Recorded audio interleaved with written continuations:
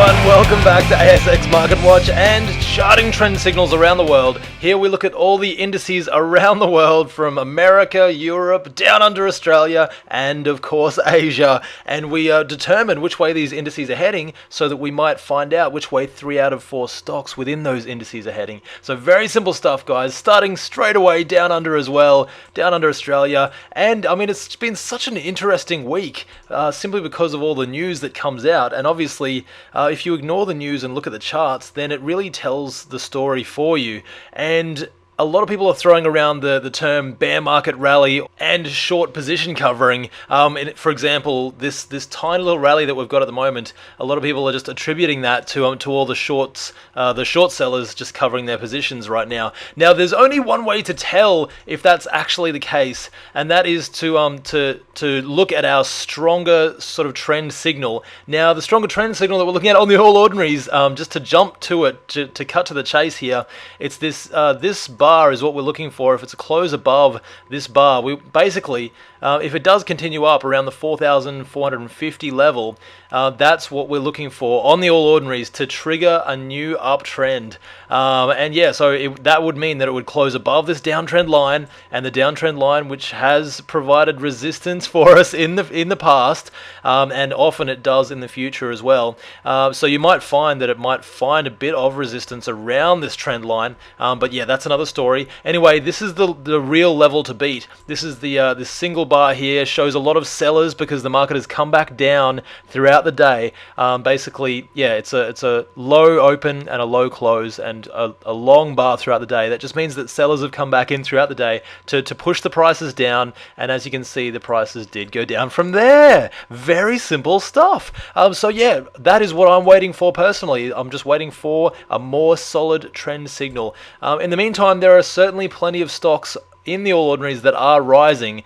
So if a lot of people have been jumping in early, I'm just waiting personally for a more solid trend signal on the overall market before I jump in myself. Next, we've got the S&P 500. Really quickly again, a very similar deal on the S&P 500. As you can see, we've got resistance at 1320, and then we've got this overhanging resistance still at about 1260 on the S&P 500. So not rocket science at all. As you can see, here's our support here from the trend line. And we've got, basically, yeah, this is the level that we'd be looking to beat, is above here. And that's at about 1290 on the S&P 500. And so, yeah, really still does remain in that downtrend until then. But, yeah, it's definitely coming close. So that would be the level that I'm looking for on the S&P 500.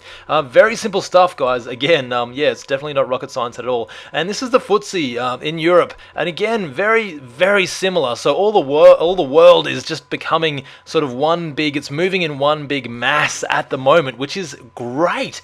That's it means that things are sort of congruent. It means that things are working in motion together. It's always good when that does happen. Basically, we've got this resistance at around the 5,650 level. That's the trend line, and yeah, so that's the level that I would want it to sort of close above. And this previous peak here, that's about 5,700 on the FTSE. And again, not rocket science. As you can see, it's bounced off this uptrend line many times. This is a longer term uptrend line. And that has provided support for us.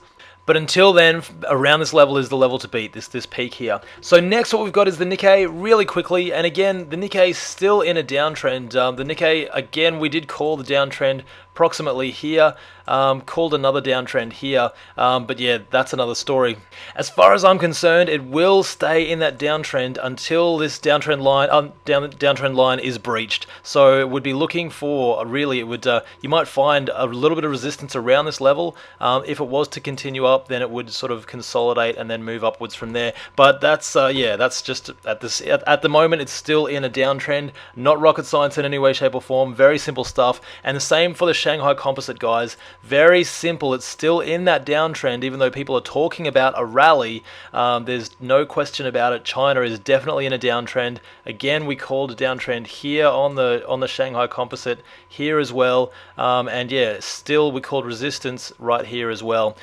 Check out the other ASX market watches. Very simple stuff. The market definitely is down in China. And yeah, if you don't want to look at the fundamentals as much, you can just look at where the price chart is going. It shows you where the flow of money is going, and currently the flow of money is definitely out of the markets. So that's really the world from a chartist point of view, not rocket science in any way, shape or form. Over the next few days and or weeks, we'll definitely find out if this is just a bear market rally or short covering, or if it's a sustainable long-term trend, potentially, and that's what we're looking for. That's our line in the sand. Very simple. Once it passes that, then that's probably going to be the signal for myself to start buying stocks again. Apart from that, guys, happy trending. I will see you next week. Have a great week until then, and bye for now.